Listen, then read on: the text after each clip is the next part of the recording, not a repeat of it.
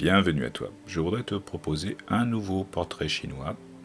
Cette fois, avec les 22 arcanes majeures, évidemment. Si j'étais une qualité ou si j'étais un défaut. Voyons ça.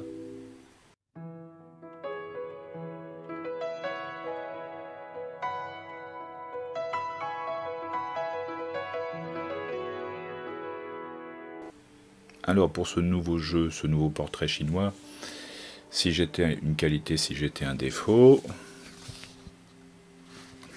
j'ai préparé mes petites affaires, donc je pourrais te proposer évidemment de mettre sur pause au fur et à mesure ou tout de suite. En fait, tu fais comme tu veux. Voilà. Le deal, c'est de regarder les 22 arcanes, de mettre une qualité, de mettre un défaut. Alors le jeu n'est pas toujours facile par rapport à d'autres portraits chinois. Tu peux te laisser aller sur la symbolique générale et puis associer ça à je dirais, un adjectif. Voilà, par exemple. Et puis tu peux te lâcher sur l'image que te donne la représentation, à quoi ça te fait penser. Donc le choix est libre. Voilà, moi je suis passé parfois par un ressenti, puis un autre. Il y en a d'autres où ça s'est imposé assez rapidement. Mais en tout cas, j'étais content de me dire, tiens, je vais proposer un nouveau portrait chinois qui sera peut-être un petit peu gratiné, qui sera peut-être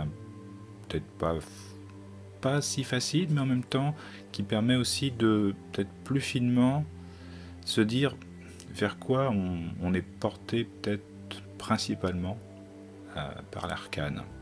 Donc, si je pars sur le battleur, moi j'avais marqué spontané. Voilà, le petit jeune.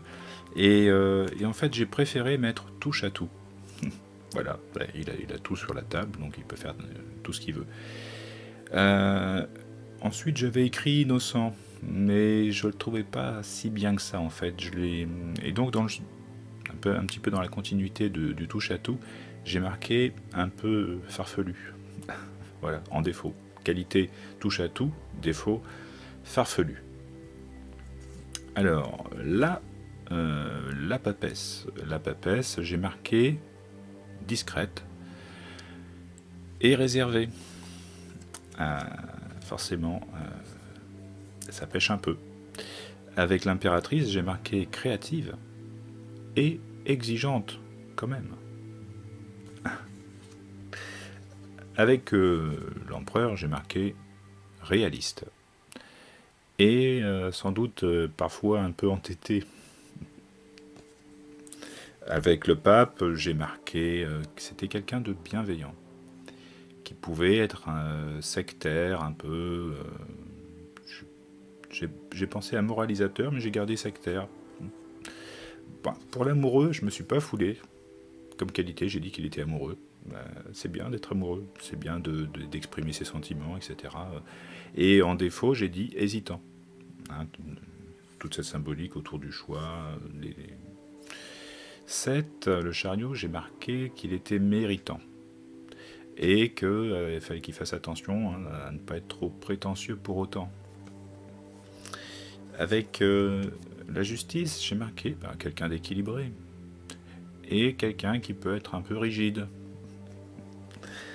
Avec l'ermite, j'ai marqué quelqu'un de prudent.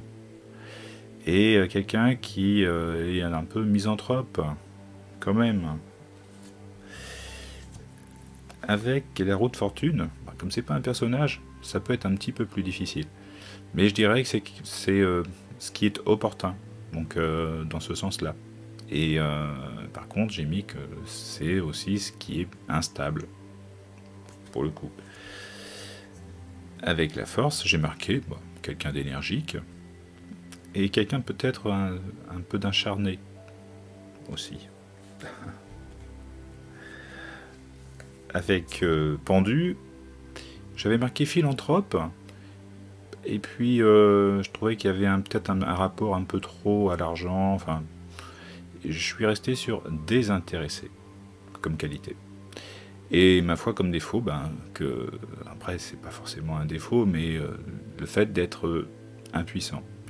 Euh, voilà, c'est peut-être plus sur la carte, sur la symbolique, que un défaut en soi. L'arcane sans nom.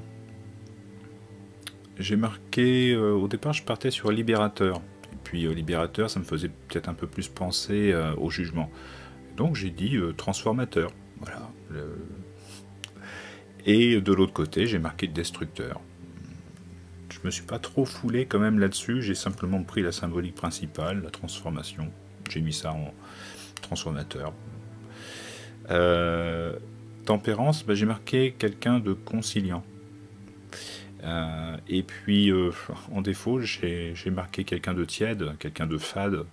C'est bon, c'est pas un défaut en soi, mais bon, c'est un petit bémol, ça pêche un peu quand même. Avec le diable, j'ai marqué quelqu'un d'instinctif.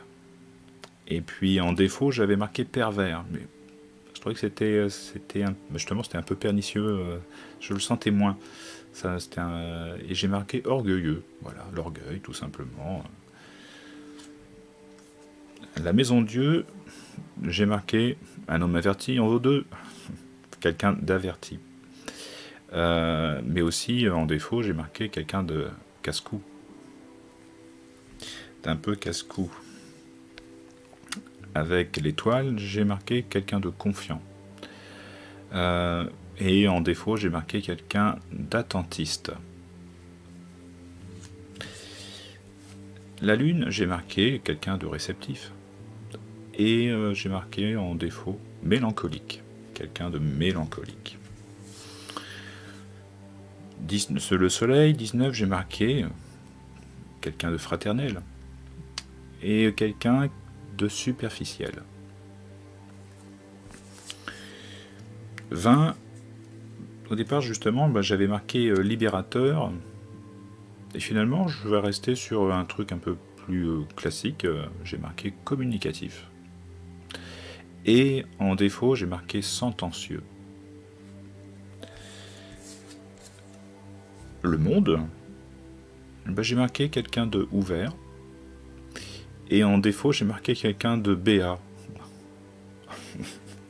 Voilà, j'ai pas trouvé vraiment de défaut en soi pour le monde. Et le maths, j'ai marqué quelqu'un d'original.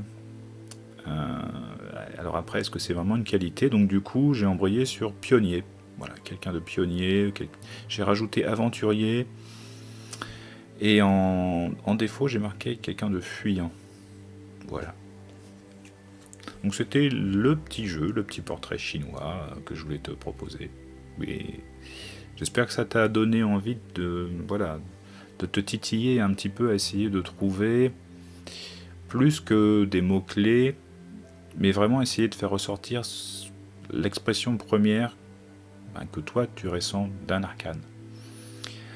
Qu'est-ce que tu garderais de l'énergie, de la dynamique, le côté positif, le côté négatif. On n'est pas très loin justement si toi tu as une pratique de regarder les arcanes droits, les arcanes inversés, du coup je dirais que ce petit portrait chinois peut aussi t'intéresser. Et je te dis rendez-vous à bientôt pour d'autres portraits chinois.